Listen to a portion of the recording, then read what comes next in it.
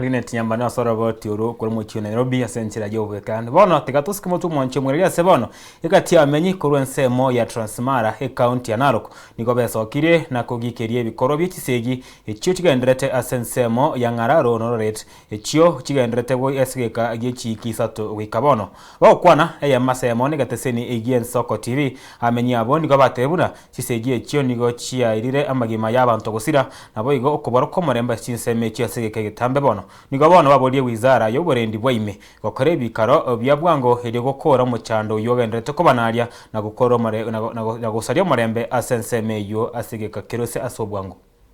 Kwa majina naitwa Daniel Olerongo, mkazi wa Narok County, na ningependa tu kutoa lalamiko yangu ama kuomba kwamba hii vita ambayo inaendelea katika Enoretet Ngararo imeleta shida mingi sana, na mimi ningependa tu kuuliza Mheshimiwa Rais mali yako akipata hii habari kwamba ashughulikie haraka iwezekanavyo. Serikali yote ya national government ishughulikie pamoja na county government, kwa sababu mpaka saa hii ni kama wiki 2 kuelekea 3 watu wanapigana, maisha inapotea, watu wanakufa na hasara mingi imeonekana, uchumi merudi down.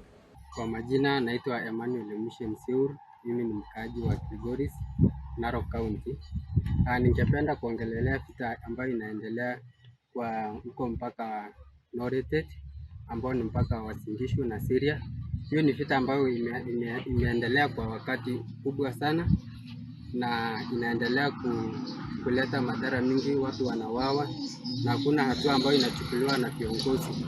Kwa majina ni Silas Oletare kutoka Kilgoris, Transmara. Katika vita ambayo inaendelea huko Ngararo Enoretet, hiyo vita imedumu kwa muda mrefu sana, ambapo sisi tukua wadogo mpaka kwa sasa hiyo vita imeendelea kudumu kwa muda mrefu sana. Tujaona jitihada yote ya kusimamisha vita, kwa sababu kama kuna maafisa wa GSU, maafisa wengine wa polisi wako pale, lakini hii sarakasi yote inafanyika watu wanao wakiona sio hakuna, tuwezi kusema kuna yote inafanyika. Ni kama umekaa kama wamefunga mikono, sijui nani amewafunga. Inaweza kuleta maafa mengi, kwamba hata inawezekana pengine kuna politicians wako wamejificha pale ndani wakifanya incitement ili wengine wapate maarufu, we don't know. Lakini iko na hatari kubwa, kwa sababu watu hawatakuwa na ile movement, kufanya biashara haitakuwepo, ile free of movement haitakuwepo. So kuna hasara kubwa na hatari kubwa na maisha mengi na umwagikaji wa damu mwingi. Sisi tunauliza kama ni waziri wa usalama ameshindwa na kasi, Mheshimiwa Rais ondoa yeweka kando na urudishe Kindiki, kwa sababu wakati Kindiki alikuwa kasi ilikuwa sawa, ilikuwa vita ikiwa anafika pale.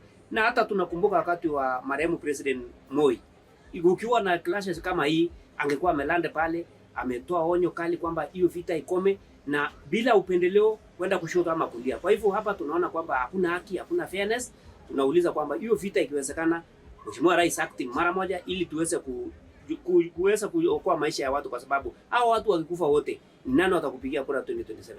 Naomba sana makanisa makubwa, hii mabisho waende huko waombe waitakase. So tunaomba kwamba tuwe na amani Kenya yote, tuwe sawa na tuweze kuwa na utulivu, ili wale watu, hata watu wa shule waweze kulala. Wale wamekufa ni watoto wadogo wa kwenda shule.